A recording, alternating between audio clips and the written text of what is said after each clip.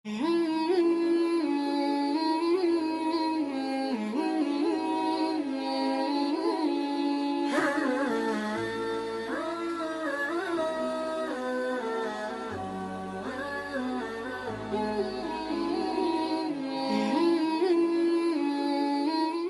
asik ini, kita diem saja, yang nambaki majelis ulama besar sana.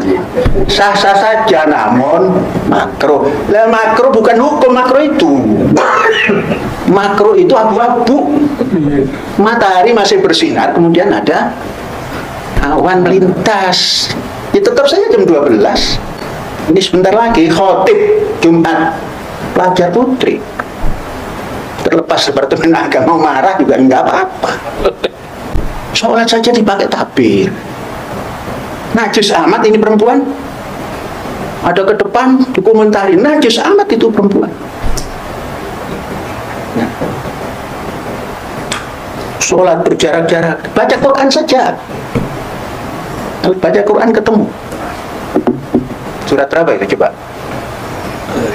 Ya ayyuhalladzina amanu idza qila lakum tafassahu fil majalisi fafsahu yafsahillahu alaikum.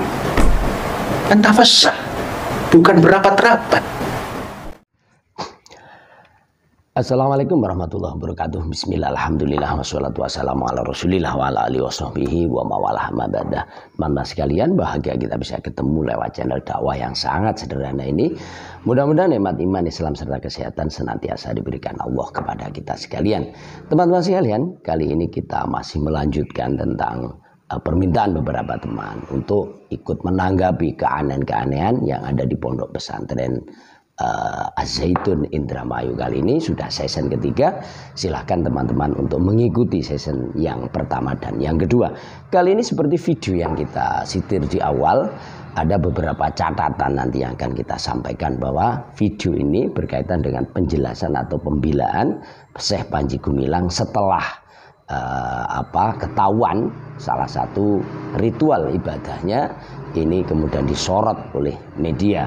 Nah, ada beberapa poin. Pertama yang kita soroti adalah pernyataan dari Syekh Panji Gumilang tentang hukum makruh itu bukan hukum gitu ya. Nah, ini berawal dari penilaian MUI kemudian tokoh-tokoh agama tentang tata cara sholat Idul Fitri yang disorot media, ternyata campur antara laki-laki dan perempuan, kemudian renggang. Nah, ini memang di dalam literasi kita, hukum kita, hukumnya makruh. Makruh itu adalah apabila dilakukan sesungguhnya ya sah-sah saja, tapi ini adalah bertolak belakang dengan tata cara yang diajarkan oleh Rasulullah, oleh Al-Quran, bahwa sholat itu tidak, formasinya kalau laki-laki perempuan tidak campur seperti itu, kemudian juga tidak senggang. Nah, teman-teman sekalian, kalau ini kemudian hukum makruh dinafikan, maka kita tentu bertanya, apa yang digunakan dasar Panji Gumilang tidak mengakui hukum makruh? Karena hukum itu di dalam syariat kita akan ada dua, ada hukum wad'i yang berkaitan dengan sah dan tidaknya satu amal ibadah atau muamalah karena tidak terpenuhinya beberapa syarat rukun umpama atau terpenuhi yang kemudian kita sebut sah. Yang kedua adalah hukum taklifi. Hukum taklifi berkaitan dengan aktivitas manusia yang tidak bisa lepas dari hukum 5, yakni wajib, sunnah, mubah, makruh, dan haram. Jadi makruh adalah bagian hukum taklifi. Jadi lagi, syariat apa ini yang digunakan atau dasar apa yang digunakan Pondok Az-Zaitun ini kemudian menafikan hukum yang disepakati oleh ulama ini. Yang kedua adalah Syekh Panji Gumilang ini juga akan membuat kehebohan ya. Jadi kelak katanya ini khotib Jum'ah ini tidak harus laki-laki tapi juga perempuan akan ditampilkan. Nah, dan ini di dalam sholat Id ini juga sudah pernah dilakukan oleh Az-Zaitun, yakni khotibnya perempuan. Nah, sekali lagi ini kita bertanya, sesungguhnya ajaran ini dari mana yang kemudian memaksa-maksakan perempuan harus menjadi khotib sholat Jum'ah, khotib Idul Fitri? Jadi kita cari literasinya di Quran, hadis yang diamalkan oleh ulama, yang diajarkan oleh ulama, sama sekali tidak ada. Jadi kita kesulitan mencari literasi bahwa khotib ini boleh perempuan. Ini sangat-sangat lemah. Dan yang kita berharap agar tidak kebablasan nantinya seperti khotib perempuan ini menjadi imam bagi laki-laki. Ini akan sangat-sangat membahayakan terhadap ajaran-ajaran kita agama Islam. Yang ketiga, Syekh Panji Gumilang ini juga memberi pembelaan tentang formasi sholat campur antara laki-laki dan perempuan yang oleh dia ini tanpa satir, perempuan juga boleh. Ini ada di dalam soft laki-laki. Katanya ini adalah dalam rangka untuk mengangkat harkat martabat perempuan, biar tidak dianggap jijik, biar tidak dinilai itu adalah bagian-bagian dari melecehkan perempuan. Yang harus kita pahami, dan ini saya kira sangat maklum, jadi memuliakan perempuan tidak seperti itu. Ini justru pelecehan terhadap perempuan. Apalagi kita paham betul bahwa perempuan ini ada dua wilayah yang sesungguhnya sama dengan laki-laki. Ada wilayah muamalah bainan nas, jadi bermasyarakat dengan manusia, antar manusia, dalam hal politik, dalam hal berkarir. Tentu ini kita sama. Kita tidak membeda-bedakan antara laki-laki dan perempuan. Tapi ada wilayah yang sudah diatur, yakni adalah wilayah agama, apalagi wilayah ubudiyah. Ini tidak bisa kemudian kita samakan dengan laki-laki. Jadi perempuan ini tidak boleh menjadi wali bagi anak perempuannya. Perempuan tidak boleh menjadi imam sholat bagi laki-laki. Perempuan ini juga harus menutupi aurat yang lebih dibanding laki-laki. Ini adalah wilayah-wilayah yang tidak boleh disamakan antara laki-laki dengan perempuan. Jadi sangat-sangat fatal kalau kemudian ini ibadah ini perempuan harus diberi hak yang sama dengan laki-laki.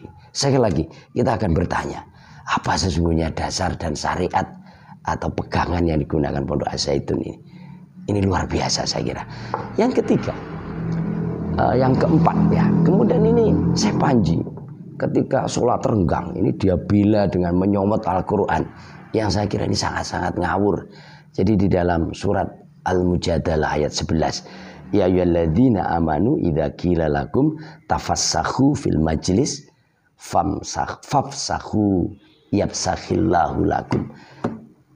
Jadi wahai orang-orang beriman, ketika dikatakan kepadamu lapangkanlah, maka berilah kelapangan bagi teman-teman, bagi orang lain, maka Allah akan memberi kelapangan kepada kamu.